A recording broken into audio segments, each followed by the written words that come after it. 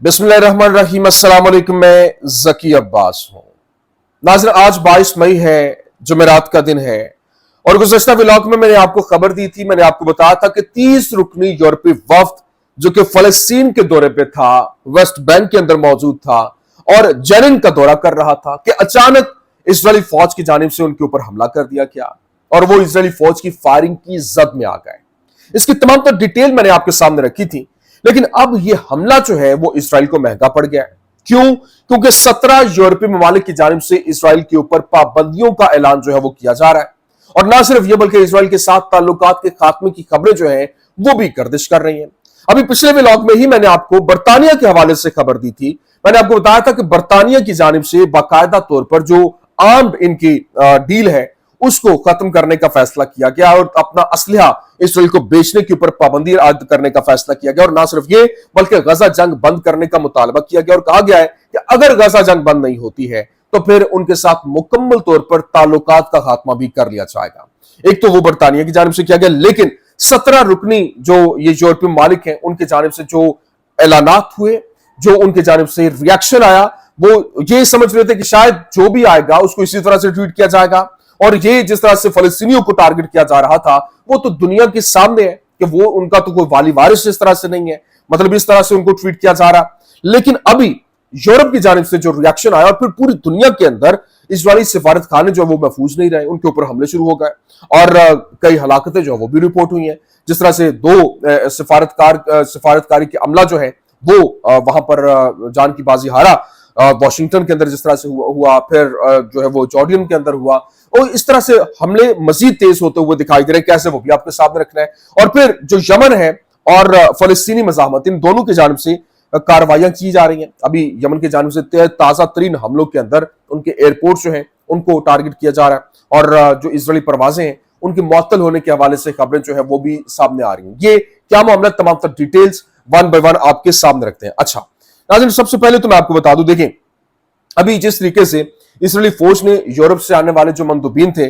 उनके ऊपर फायरिंग की और मगरबी किनारे के अंदर यानी वेस्ट बैंक के इलाके में जेनिन के अंदर गैर मुल्की वफ्द में बरतानिया, France, Holland, Spain, Norway, Italy और कनाडा के हुकाम भी शामिल थे, जो इसराइली फौज की फायरिंग की जद में आ गए। और वफ्द में बास अरब ममालिक के नुमाइंदे भी शामिल थे, जबकि IDF का कहना है कि यूरोपीय सिफारती वफ्द ने तयशुदा रास्ते से इनहराफ किया और ऐसे इलाके में दाखिल हुए जहां दाखिले के ऊपर पाबंदी है।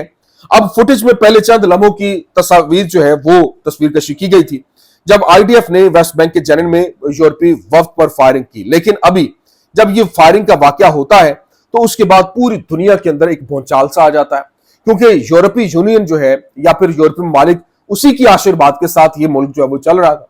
अभी बरतानिया की जानिब से इसको यहां पर इस्टेब्लिश किया गया, अमेरिका इसकी सपोर्ट में खड़ा था। अब जब वो आपका ही जो जानवर है वो आपके खिलाफ उठ के खड़ा हो जाए और वहां पे आपको काटना शुरू कर दे, तो इसका मतलब है कि मामलात जो है वो आपके हाथ से निकलते जा रहे हैं। इसको कंट्रोल करना बहुत ज्यादा जरूरी हो चुका है। अभी वही लोग जो इसको एस्टैब्लिश करने वाले थे, खड़ा करने वाले थे, इसकी सपोर्ट में मौजूद थे, अब वो इसके खिलाफ होना शुरू हो गए।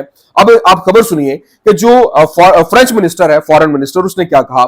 उसने कहा, I will summon the Israeli ambassador following the shooting of diplomats including French once in Zenin. मतलब जेनिन के अंदर जो फ्रेंच इनके जो लोग थे, सिफारती जो वफ्द इनका मौजूद था, उसके ऊपर जो हमला हुआ है उसके लिए ये बाकायदा तौर पर जो इजरायली एम्बेसडर है उसको बुलाकर समन जारी करेंगे।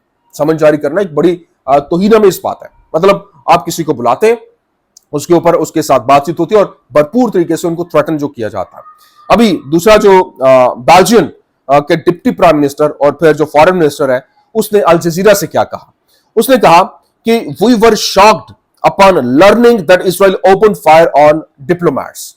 उन्होंने कहा कि हम तो बड़े शॉक्ड हुए हैं और सीख रहे हैं कि अच्छा ये कैसे हो गया कि इजराइल की जानिब से डिप्लोमैट्स के ऊपर ही हमला कर दिया गया। फिर वो आगे क्या कह रहे हैं, आगे कहते हैं कि the diplomats visit to Zenin was coordinated with Israeli army and they were in a convoy of 20 distinguishable vehicles। मतलब हमने जो ये डिप्लोमैट्स का विजिट किया है उसमें बाकायदा तौर पर कोऑर्डिनेशन हुई और इजरायली अफवाज के साथ हुई। उसके अंदर तकरीबन 20 जो कॉन्वॉय की गाड़ियां मौजूद थी اور نہ صرف یہ بلکہ مزید وہ کیا کہتے ہیں، انہوں نے کہا we are exploring ways to establish an air bridge to facilitate the delivery of aid on Gaza. مطلب یہاں پر غزہ کو وہ ایڈ ڈیلیور کرنے کے لیے اب وہ کہہ رہے ہیں کہ بھرپور طریقے سے وہ فیسیلیٹیٹ کریں گے اور ایئر برج کا استعمال کریں گے، فضائی طور پر وہ اسٹیبلش کریں گے، راستہ دیکھیں گے اور وہاں پر ان کو ایڈ پرووائڈ کریں گے. اور پھر آگے وہ مزید کہتے ہیں we must at any cost to lift the blockade imposed by Israel on Gaza. مطلب جو اس وقت غزہ کے اوپر بلاکیڈ ہوئی ہے اور کوئی بھی جو خوراک ہے، پانی ہے، اشیاء خور و نوش ہیں وہ اندر آنے نہیں دی جا رہی، ہم ہر قیمت کے اوپر اس کو ختم کروائیں گے. اچھا آگے سنیے، وہ کہہ رہے ہیں it is unacceptable to see women and children dying of hunger and thirst in Gaza. مطلب غزہ کے اندر جو بچے اور خواتین ہیں وہ بھوک اور پیاس سے مارے جا رہے ہیں، یہ بالکل بھی ناقابل قبول ہے.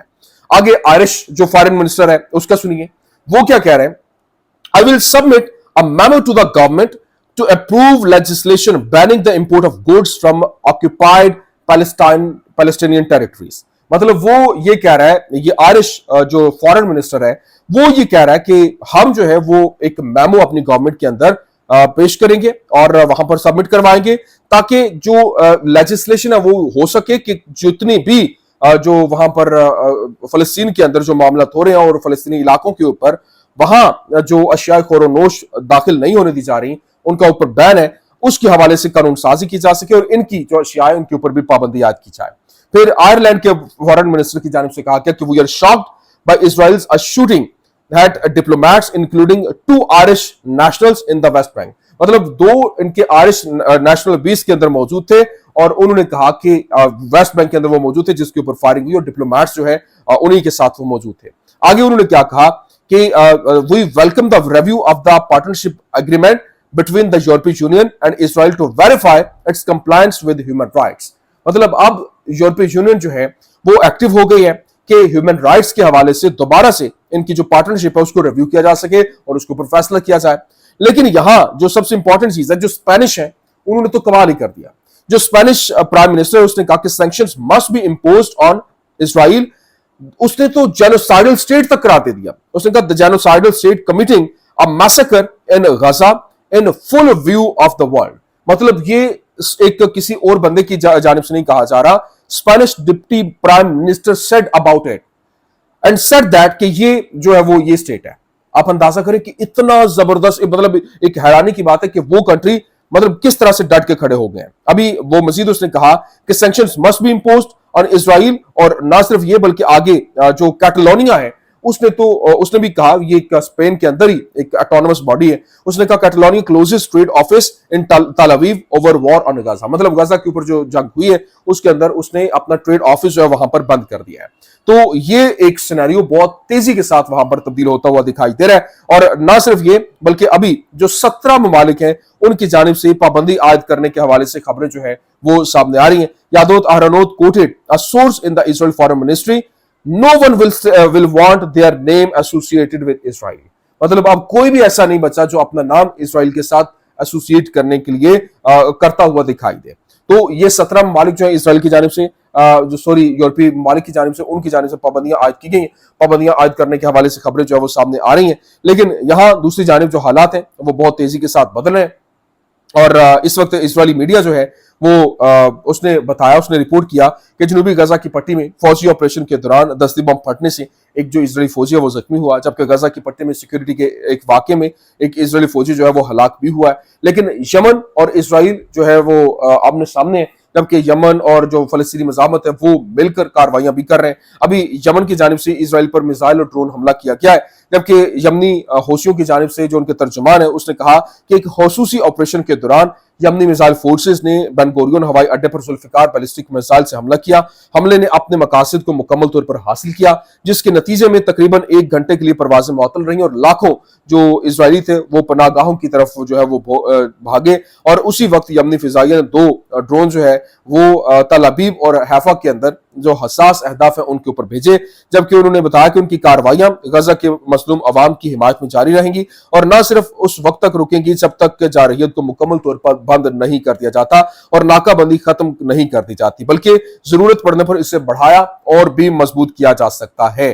تو یہ تو باقاعدہ طور پر یوں کہہ لیجیے کہ یمن کی جانب سے جو کارروائیاں عمل میں لائی گئی ہیں اس کو لے کر یہ خبریں جو ہے وہ سامنے آ رہی ہیں، لیکن جو حالات ہیں، حالات کتنی تیزی کے ساتھ بدل رہے ہیں، اور پھر جو فلسطینی مزاحمت ہے وہ بھی حملے جاری رکھے ہوا، اور ان کے حملوں کی وجہ سے جو سچویشن ہے وہ مزید تبدیل ہوتی ہوئی یہاں پر دکھائی دے رہی ہے، کیونکہ اس وقت جو فلسطینی مزاحمت ہے وہ اس وقت ہتھیار ڈالنے کے لیے تیار نہیں ہے، جس طرح سے نیتن یاہو کی جانب سے کہا گیا کہ وہ باقاعدہ طور پر ان کے اوپر جنگ بند کرنے کے لیے تیار ہے اگر وہ چند شرائط کے اوپر عمل کر لیں، جس طرح سے حماس سے جو اقتدار چھوڑ دے، غزہ مکمل طور پر غیر مسلح ہو جائے، اور ٹرمپ کے منصوبے کے تحت ان کی جو وہاں سے ان کو مائگریٹ کرنا ہے، رضاکارانہ طور پر امیگریشن ہے، اس کے اوپر عمل درآمد جو ہے وہ کر لیا جائے۔ لیکن ابھی آگے سے جو جواب آیا وہ شمالی غزہ کی پٹی سے اشکلون کی طرف راکٹوں کے ذریعے حملہ کیا گیا ہے، اور القدس جو ان کی بریگیڈ ہے ان کے میزائل فورس نے یہ کہا کہ وہ فلسطینی عوام کے خلاف جو ہونے والے